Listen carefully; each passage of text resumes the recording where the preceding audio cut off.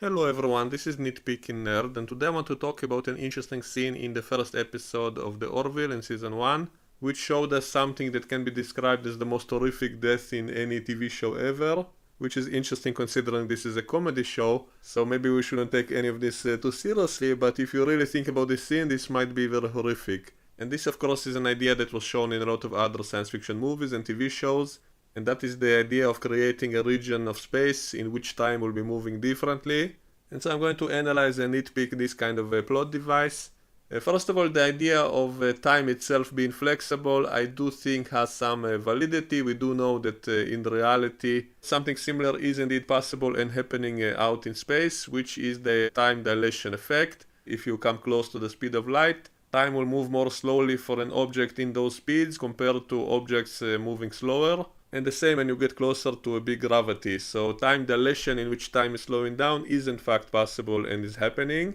And so theoretically I do think it's plausible that the opposite can also be possible with some technobubble using currently unknown science, and so I'm willing to accept the idea of creating a temporal field in which time is moving faster or slower, but the way this is shown in TV shows and movies is really not plausible by any stretch of the imagination, and so I'll be using this scene in the Orville as well as other scenes from other movies and shows to try to explain what is illogical about all of this and maybe try to come up with excuses. So let me start with an example from Star Trek The Next Generation in which we saw the Enterprise got frozen in time, and then a few crew members used the personal force field to protect them from the different rate of time, and then they came on board the ship and they saw everyone else frozen, which is a very interesting scenario, very fun visually. And they also said that the time is not completely frozen, it's simply moving really slowly, so that does make it slightly more plausible because there are a whole bunch of problems with it. For example, how can they even see anything if light itself is frozen? So that's why I like that they said that time is not completely frozen, it's simply moving slower, and so we can assume that the speed of light is still enough that we can see the objects. But I still think everything should be much darker because the light should be weaker for these characters for whom everything else is slower. So light itself should be dimmer, the temperature around them should of course be much lower, but we can assume that this force field device that is protecting them is also providing everything they need, such as breathable air, temperature and gravity. We can assume that device is creating all of that for the characters, maybe even making everything visible for them, and so I'm willing to buy all of that. And also there was a few scenes in which they were actually moving objects, and that is a bit of a problem, because wouldn't that create damage to those objects if you actually move them at super fast speeds? So shouldn't they actually be destroying anything they touch? But I can again use the technobubble excuse that maybe this force field is actually expanding around whatever object they touch, and that's how they can move it. So I can make up excuses to explain all of these problems. But there was one scene in that episode which is similar to the Orville scene, which was before they even put on those force field to protect themselves, in which Picard sees a bowl of fruit in which time is moving much faster, and then he reaches out to it and then pulls his hand back in pain, and then we see that he has very long fingernails. So it's as if his fingers got into that field, and then because time was so much faster for his fingers, his nails grew up to what seems like months of growth, which doesn't really make sense, because let's assume that for his fingers time was moving much faster, but for the rest of his body time was normal. And so how did the fingertips get enough of the blood supply, because the rest of the body wasn't moving as fast? And so in reality the tips of his fingers should have died off if that happened. By the way, a very similar scene was in the movie The Time Machine 2002, in which also we saw a bubble in which time is moving much faster, and in one scene the hero takes out his hand out of the field, and then we see his fingernails growing really long, which is the same exact problem as in the Picard scene, because really his fingertips should have simply rotten off and died. So he should have been pulling out a skeleton fingers.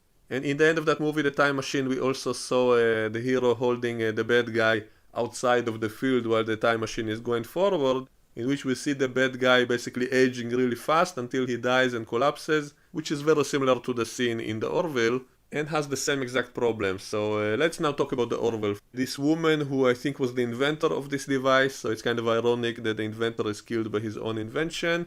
She accidentally gets pushed into the device, her head lands inside the device, and then we see her screaming, and then we see her rapidly aging, having gray hair, having old skin, until she dies and falls out dead. And the problem is the same exact problem as I explained with the fingers. If her head was inside that field, but the rest of her body was outside of it, that means her head could not possibly stay alive long enough to grow old because it would not be getting enough blood supply from the rest of the body, in which time is moving slower.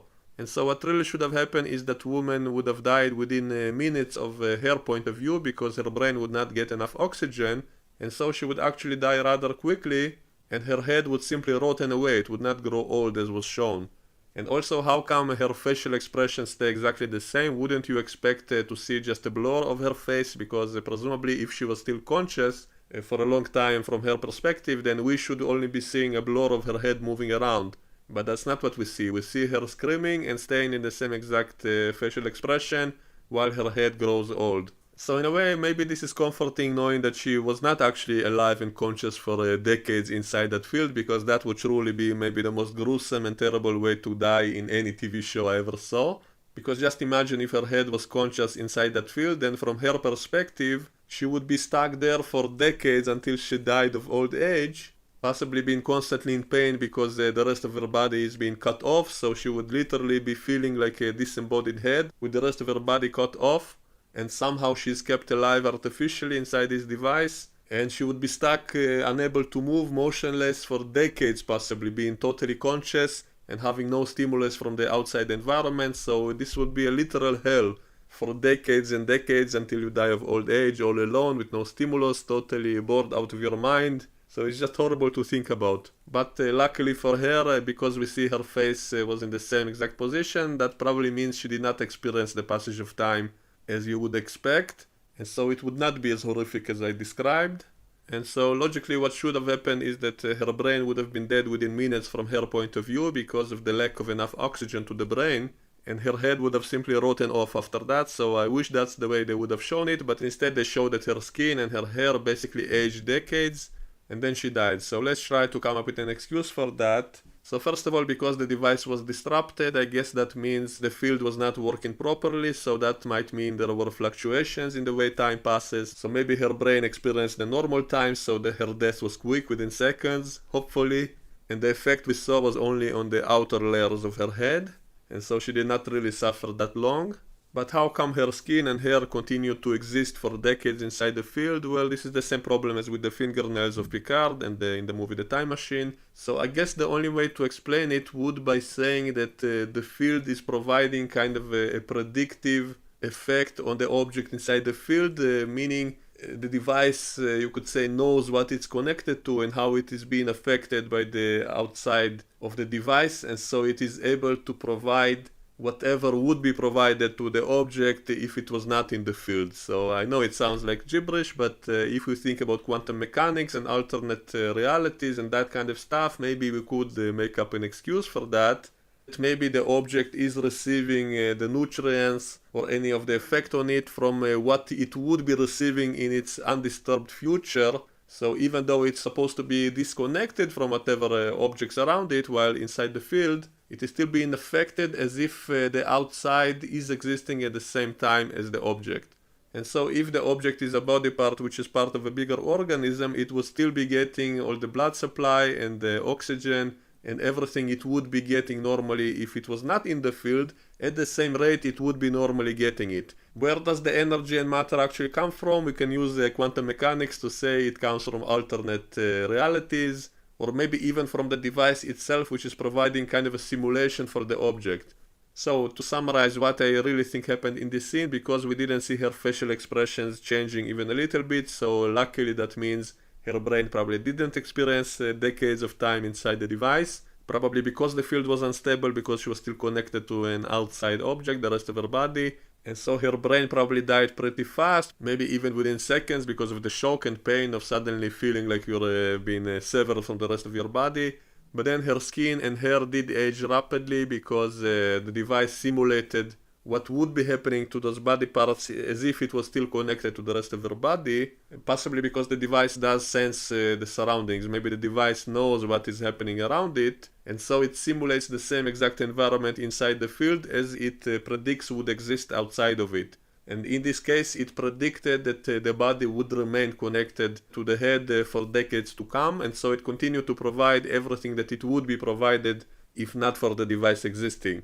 And in the other examples I gave, like Star Trek, we can assume maybe quantum mechanics plays a role in all of this. Also, we saw that when Troy scanned Picard, even after he took his hand outside of that field, she said that his cells continued to divide much faster than normal, so that implies that time was still moving differently for his hand even after he took it out, so maybe that area of space was not affecting time just inside its immediate vicinity, but also it created an effect which lasts for longer because it continued for a while even after he took it out, and so maybe this somehow affected the rest of his body as well, and so his metabolism was much faster, so it wasn't just his fingers which experienced the changes, so maybe that made it all gradual, which explains how his fingers survived this procedure. And in the end of the day, these are all just shows for entertainment, and so they are not meant to be really dissected in this way, but it's fun for me to do, and hopefully it's fun to listen to. So let me know what you think about all of this in the comments below. If you have any more ideas of how we can try to explain these events, let me know in the comments and we can discuss it. This is all purely for fun, so I hope you enjoyed listening. If you like the video, please hit the like button, click the notification bell if you want to see updates of new videos of mine, check out my playlists, and I hope to see you next time. Bye bye.